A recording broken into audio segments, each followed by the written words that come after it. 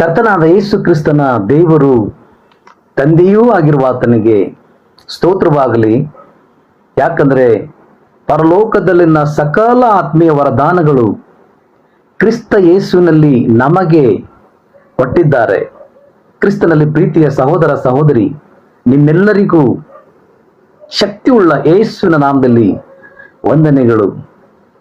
ಈ ದಿನ ನಾವು ಕೇಳುವಂತ ದೇವರ ವಾಕ್ಯ, ಸವಾಲುಗಳಿಗಾಗಿ ಸದಾ ಸಿದ್ಧರಾಗಿರ್ರಿ. ಬನ್ನಿ ನಾವು ದೇವರ ವಾಕ್ಯವನ್ನ ಓದೋಣ.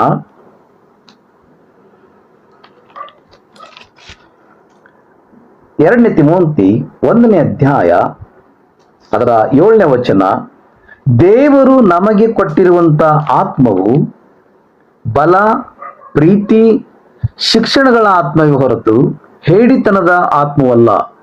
ದೇವರ ವಾಕ್ಯ ಸ್ಪಷ್ಟವಾಗಿ ನಮಗೆ ಹೇಳ್ತಾ ಇದೆ, ದೇವರು ನಮಗೆ ಕೊಟ್ಟಿರುವಂತ ಆತ್ಮ ಶಕ್ತಿ ಉಳ್ಳಂತ ಆತ್ಮ,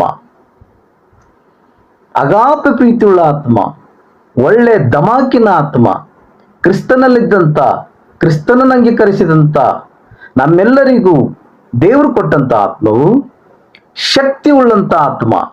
ಹಾಗಾಗಿ ನಾವು ದೇವರ ಶಕ್ತಿಯನ್ನ ಹೊಂದಿಕೊಂಡಿದ್ದೇವೆ. ದೇವರು ನಮಗೆ ಸಾಮರ್ಥ್ಯದುಳ್ಳಂತ ಆತ್ಮವನ್ನ ಕೊಟ್ಟಿದ್ದಾರೆ. ನಾವು ಇನ್ನೊಂದು ಮಾತಿನಲ್ಲಿ ಹೇಳಬೇಕಾದ್ರೆ, ಬದಲಾವಣೆಯನ್ನು ತರುವಂತ ಕಾರ್ಯಶೀಲ ಯೋಗ್ಯತೆ ನಮ್ಮ ಅಂತರ್ಯದಲ್ಲಿ ನಾವು ಅದನ್ನ ಹೊಂದಿಕೊಂಡಿದ್ದೇವೆ, ಅಂಗೀಕರಿಸಿದ್ದೇವೆ.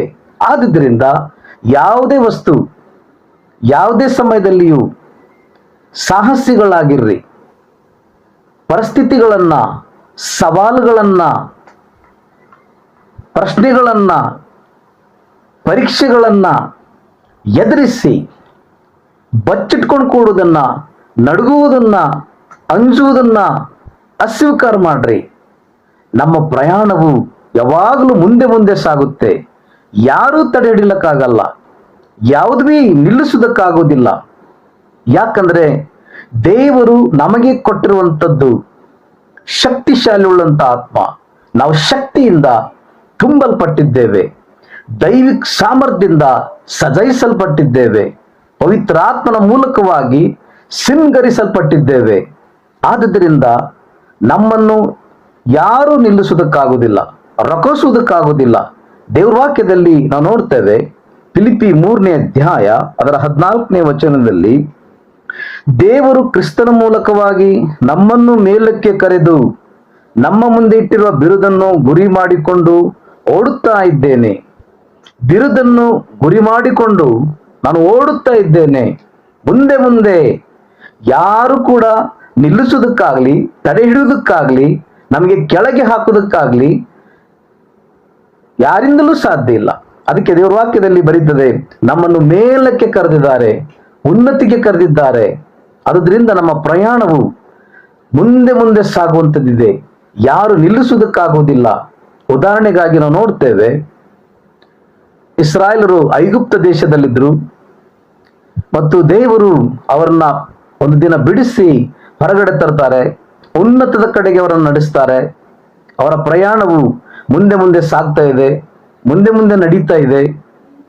ಮುಂದೆ ಹೋಗಬೇಕಾದ್ರೆ ಅವರ ಎದುರಿಗೆ ದೊಡ್ಡ ಭಯಂಕರವಾದಂತ ಸಮುದ್ರ ಬಂತು, ಕೆಂಪು ಸಮುದ್ರ. ಮೋಸೆಯಲ್ಲಿದ್ದಾನೆ, ಇಸ್ರಾಯೇಲರು ಅಲ್ಲಿದ್ದಾರೆ ಮತ್ತು ಮೋಸೆ ಮಾತಾಡ್ತಾ ಇದ್ದಾನೆ, ಈಗ ದೇವರು ಕಾರ್ಯ ಮಾಡುವುದನ್ನ ನೋಡ್ರಿ, ದೇವರು ನಮ್ಮ ಪರವಾಗಿ ಯುದ್ಧ ಮಾಡ್ತಾರೆ ಮತ್ತು ಈಗ ನೋಡುವಂತ ಐಗುಪ್ತ್ಯರನ್ನ ನಾವು ಮುಂದೆ ಎಂದಿಗೂ ನೋಡುವುದಿಲ್ಲ. ಮೋಸೆ ಈ ರೀತಿ ಮಾತಾಡ್ತಾ ಇದ್ದಾರೆ. ಆದರೆ ದೇವರೇನು ಹೇಳ್ತಾ ಇದ್ದಾರೆ? ವಿಮೋಚನ ಕಾಂಡ 14ನೇ ಅಧ್ಯಾಯ ಅದರ 15ನೇ ವಚನದಲ್ಲಿ ನಾವು ನೋಡ್ತೇವೆ, ಆಗ ಯೆಹೋವನು ಮೋಶೆಗೆ ಹೇಳಿದ್ದೇನೆಂದರೆ, ನೀನು ನನಗೆ ಮೊರೆಯಿಡುವುದೇನು? ಮುಂದಕ್ಕೆ ಹೊರಡಬೇಕೆಂದು ಇಸ್ರಾಯೇಲರಿಗೆ ಹೇಳು, ಮತ್ತು ನೀನು ನಿನ್ನ ಕೋಲನ್ನು ಎತ್ತಿ ಸಮುದ್ರದ ಮೇಲೆ ಕೈ ಚಾಚಿ ಅದನ್ನ ವಿಭಾಗಿಸು. ದೇವರಿಂದ ಆದೇಶ ಇದೆ, ಮುಂದೆ ಸಾಗು, ನೀನೇ ಆ ಸಮುದ್ರವನ್ನ ವಿಭಾಗ ಮಾಡು. ಇದರ ಅರ್ಥ ಏನು? ನಾನು ನಿನಗೆ ವಿಭಾಗಿಸುವಂತ, ಎದುರಿಸುವಂತ, ಜಯಿಸುವಂತ ಶಕ್ತಿಯನ್ನ ನಾನು ನಿನಗೆ ಅನುಗ್ರಹಿಸಿದ್ದೇನೆ. ನಾನಿನ್ನು ಕೊಟ್ಟಿದ್ದೇನೆ. ಎಂದಿಗೂ ಇನ್ನೊಂದು ಸಲ ಬೇಕಾದಂತ ಶಕ್ತಿ ಅಲ್ಲ, ನಾನು ನಿನಗೆ ಮೊದಲೇ ಆ ಸಾಮರ್ಥ್ಯನ ನಿನಗೆ ಅನುಗ್ರಹಿಸಿದ್ದಾನೆ, ಆ ಶಕ್ತಿಯನ್ನ ನಿನಗೆ ಕೊಟ್ಟಿದ್ದೇನೆ. ನೀನೇ ವಿಭಾಗಿಸು. ಅಲ್ಲಿ ದೇವರ ಆದೇಶ ಇದೆ, ಮುಂದೆ ಮುಂದೆ ಸಾಗು. ಹೌದು, ಚುನೌತಿಗಳು, ಪರೀಕ್ಷೆಗಳು, ಪ್ರಶ್ನೆಗಳು, ಸವಾಲುಗಳು ಇದ್ದಾಗಿಯೂ ಕೂಡ ಮುಂದಕ್ಕೆ ಸಾಗಲಿಕ್ಕೆ, ಮೇಲಕ್ಕೆ ಹೋಗ್ಲಿಕ್ಕೆ ಮಾತ್ರ ದೇವರಿಂದ ನಮಗೆ ಅನುಮತಿ ಇದೆ. ಯಾಕಂದ್ರೆ ಯಾವ ವಸ್ತುಗಳಲ್ಲಿಯೂ ಯಾವ ಸಂಗತಿಗಳಲ್ಲಿಯೂ ನಮಗೆ ಎದುರಿಸುವಂತ ಶಕ್ತಿ ಇಲ್ಲ. ಸಮುದ್ರಕ್ಕೂ ಕೂಡ ವಿಭಾಗಿಸು. ಮೋಸೆ ಕೈಗಳನ್ನೆತ್ತದ, ವಿಭಾಗಿಸಿದ, ಮತ್ತು ಒಣನೆಲದಲ್ಲಿ ಅವರು ಹಾದು ಹೋದ್ರು ಅಂತ ನೋಡ್ತೇವೆ. ಮುಂದಕ್ಕೆ ಸಾಗಿದ್ರು, ಮುಂದೆ ಮುಂದೆ ಹೋದ್ರು. ಹೌದು ಪ್ರಿಯರೇ, ನಮ್ಮನ್ನು ನಿಮ್ಮನ್ನು ಕ್ರಿಸ್ತ ಯೇಸುವಿನಲ್ಲಿದ್ದಂತಹ ಪ್ರೀತಿಯ ಜೀವ ಜನರಂತ ಯಾರಿಗೂ ಕೂಡ ಯಾವುದೇ ಪರಿಸ್ಥಿತಿಯು ನಿಲ್ಲಿಸುವುದಕ್ಕೆ ಆಗುವುದಿಲ್ಲ. ನಮ್ಮ ಗುರಿಯ ಕಡೆಗೆ, ನಿಶಾನೆಯ ಕಡೆಗೆ ನಾವು ಮುಂದೆ ಮುಂದೆ ನಿರಂತರ ಸಾಗುತ್ತಾ ಇರುವಂತ ನಮ್ಮ ಪ್ರಯಾಣವಾಗಿದೆ.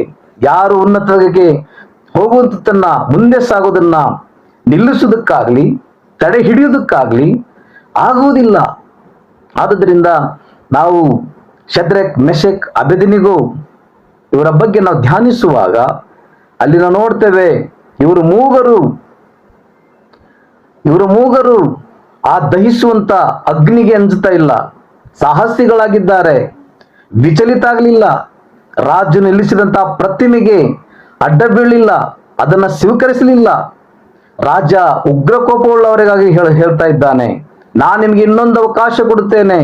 ವೀಣೆಗಳು, ನಾದಗಳು ಊದುವಾಗ ನೀವು ಅಡ್ಡ ಬೀಳಬೇಕು, ಇಲ್ಲದಿದ್ದರೆ ಬೆಂಕಿಯೊಳಗೆ ಹಾಕಲ್ಪಡ್ತೀರಾ. ಆ ರಾಜ ಆ ಬೆಂಕಿಯನ್ನ 7ರಷ್ಟು ಹೆಚ್ಚು ಮಾಡಿದ. ಅದಾಗಿ ಅವರು ವಿಚಲಿತ ಆಗಲಿಲ್ಲ, ಅಂಜಲಿಲ್ಲ, ಹಿಂಜರಿಲಿಲ್ಲ. ಅವ್ರು ಮಾತಾಡ್ತಾ ಇದ್ದಾರೆ, ಉತ್ತರ ಕೊಡ್ತಾ ಇದ್ದಾರೆ. ರಾಜ, ನಮ್ಮ ದೇವರು ಈ ಬೆಂಕಿಯೊಳಗಿಂದ ಬಿಡಿಸಬಲ್ಲನು, ನಿನ್ನ ಕೈಯೊಳಗಿಂದ ಹೇಗೋ ನಮ್ಮನ್ನು ರಕ್ಷಿಸಬಲ್ಲನು. ಅವರು ಸಿದ್ಧರಾಗಿದ್ರು, ಅವರ ನಂಬಿಕೆ ಪ್ರಬಲ ಆಯಿತು. ಬೆಂಕಿಯೊಳಗೆ ಅವರು ತಿರುಗಾಡಿ ಬಂದಿದ್ದಾರೆ. ಅವರನ್ನ ಹಾಕಿದವರೇ ಸುಟ್ಟೋದ್ರು. ಯಾಕಂದ್ರೆ ಬೆಂಕಿ ಅಷ್ಟು ತೀಕ್ಷ್ಣವಾಗಿತ್ತು. ಇಂಥದ್ದೇ ಮಾನಸಿಕತೆ ನಮ್ಮೆಲ್ಲರಿಗೂ ಕೂಡ ಈ ದಿನ ಇರುವಂತದ್ದು ಅವಶ್ಯಕತೆವಾಗಿದೆ. ಆದುದರಿಂದ ನಾವು ಮೇಲಕ್ಕೆ ಹೋಗಲು, ಮುಂದಕ್ಕೆ ಸಾಗಲು, ವಿಜಯಿ ರೂಪದಿಂದ ಜೀವಿಸುವುದಕ್ಕೋಸ್ಕರ ಪವಿತ್ರಾತ್ಮನ ಶಕ್ತಿಯಿಂದ ಅಭಿಷೇಕಿಸಲ್ಪಟ್ಟಿದ್ದೇವೆ. ಪವಿತ್ರಾತ್ಮನ ಸಾಮರ್ಥ್ಯದಿಂದ ಸಜಯಿಸಲ್ಪಟ್ಟಿದ್ದೇವೆ, ಸಿಂಗರಿಸಲ್ಪಟ್ಟಿದ್ದೇವೆ. ನಾವು ಜಯಶಾಲಿಗಳಿಗಿಂತ ಮಿಗಿಲಾಗಿದ್ದೇವೆ. ಯಾವುದೇ ವಸ್ತು ನಮ್ಮನ್ನು ಕೆಳಗೆ ಹಾಕುವುದಕ್ಕೆ, ನಿಲ್ಲಿಸುವುದಕ್ಕೆ ಆಗುವುದಿಲ್ಲ. ಆದುದರಿಂದ ದೇವರ ವಾಕ್ಯ ಘೋಷಣೆ ಮಾಡ್ತಾ ಇದೆ. ಯೆಶಾಯನ ಪ್ರವಾದನೆ ಗ್ರಂಥ 43ನೇ ಅಧ್ಯಾಯ 2ನೇ ವಚನದಲ್ಲಿ, ನದಿಗಳನ್ನು ದಾಟುವಾಗ ಅದು ನಿನ್ನನ್ನು ಮುಳುಗಿಸುವುದಿಲ್ಲ, ಬೆಂಕಿಯಲ್ಲಿ ನಡೆಯುವಾಗಲೂ ಅದು ನಿನ್ನನ್ನು ಸುಡುವುದಿಲ್ಲ. ಶದ್ರಕ್, ಮೆಷಕ್, ಅಬೇದ್ನೆಗೋ ಅವರ ಕೂದಲುಗಳಿಗೂ ಬೆಂಕಿ ಯಾವುದೇ ವಾಸನೆ ನೋಡಿಲ್ಲ, ಅವರ ವಸ್ತ್ರಗಳಿಗೂ ಕೂಡ ಅದು ಮುಟ್ಟಲಿಲ್ಲ. ಅವರದನ್ನ ಎದುರಿಸಿದ್ದಾರೆ, ವಿಜಯಿ ರೂಪದಿಂದ ಹೊರಗೆ ಬಂದಿದ್ದಾರೆ. ಆದುದರಿಂದ ಮುಂದೆ ಸಾಗಿ ಗೆಲ್ರಿ. ಯಾಕಂತಂದ್ರೆ ನಮ್ಮನ್ನು ನಿಲ್ಲಿಸುವುದಕ್ಕೆ ಯಾರಿಂದಲೂ ಆಗುವುದಿಲ್ಲ. ನಂಬಿಕೆ ಎಂಬ ಗುರಾಣಿನ ಹಿಡ್ಕೊಳ್ರಿ, ವಿಜಯದಲ್ಲಿ ಮುಂದೆ ಮುಂದೆ ಸಾಗ್ರಿ. ಮತ್ತು ನಂಬಿಕೆಯಲ್ಲಿ ಕಮ್ಜೋರ್ ಆಗೋದನ್ನ, ಬಲಹೀನ ಆಗೋದನ್ನ ಅಸ್ವೀಕಾರ ಮಾಡ್ರಿ. ದೇವರ ವಾಕ್ಯದಿಂದ ನಿಮ್ಮ ನಂಬಿಕೆ ದೃಢ ಮಾಡ್ರಿ, ಮಜಬೂತ್ ಮಾಡ್ರಿ. ಈ ದಿನ ಕೆಟ್ಟ ದಿನಗಳು ಬಂದಿದೆ. ಹೌದು, ದೇವರ ವಾಕ್ಯದ ಮೂಲಕ ನಮ್ಮ ನಂಬಿಕೆ ಮಜಬೂತ್ ಮಾಡುವಂಥದ್ದು, ಬಲಿಷ್ಠ ಮಾಡುವಂಥದ್ದು, ದೃಢ ಮಾಡುವಂಥದ್ದು, ಮುಂದೆ ಸಾಗುವಂಥದ್ದು ಅವಶ್ಯಕತೆ ಇದೆ. ಯಾವ ಮೇರೆ, ಯಾವುದೇ ರೀತಿ ಕಟ್ಟುಗಳನ್ನ ನೋಡುವುದನ್ನ ಸ್ವೀಕಾರ ಮಾಡ್ರಿ. ಯಾಕಂದ್ರೆ ನಮಗೆ ಯಾವುದನ್ನು ನಿಲ್ಲಿಸೋದಕ್ಕೆ ಸಾಧ್ಯ ಇಲ್ಲ. ಯಾಕಂದ್ರೆ ದೇವರ ಶಕ್ತಿ ನಮಗೆ ಕೊಡಲ್ಪಟ್ಟಿದೆ. ಇದರ ಅರ್ಥ ಪ್ರತಿಯೊಂದೊಂದು ಪರಿಸ್ಥಿತಿಗಳ ಮೇಲೆ ನಿಯಂತ್ರಣವನ್ನು ತೆಗೆದುಕೊಳ್ತೇವೆ, ರಾಸ್ ಮಾಡ್ತೇವೆ. ನಕಾರಾತ್ಮಕ ಪರಿಸ್ಥಿತಿಗಳ ಮೇಲೆ ನಾವು ರಾಸನ್ನ ನಾವು ಮಾಡ್ತೇವೆ. ದೇವರ ವಿಧಾನದಲ್ಲಿ ತರುವುದಕ್ಕೋಸ್ಕರ, ದೇವರ ಚಿತ್ತಕ್ಕನುಸಾರವಾಗಿ ಪ್ರತಿಯೊಂದೆಲ್ಲ ನಿಯಂತ್ರಣ ಮಾಡುವಂತ ಅಧಿಕಾರವುಳ್ಳಂತ ಆತ್ಮ, ಶಕ್ತಿ ದೇವರು ನಮಗೆ ಕೊಟ್ಟಿದ್ದಾರೆ. ಆದುದರಿಂದ ಮುಂದೆ ಸಾಗ್ರಿ, ಗೆಲ್ರಿ. ಯಾವುದನ್ನ ಕೆಳಗೆ ತರುವುದಾಗ್ಲಿ, ನಿಲ್ಲಿಸುವುದಕ್ಕಾಗ್ಲಿ ಯಾರಿಂದಲೂ ಕೂಡ ಸಾಧ್ಯ ಇಲ್ಲ.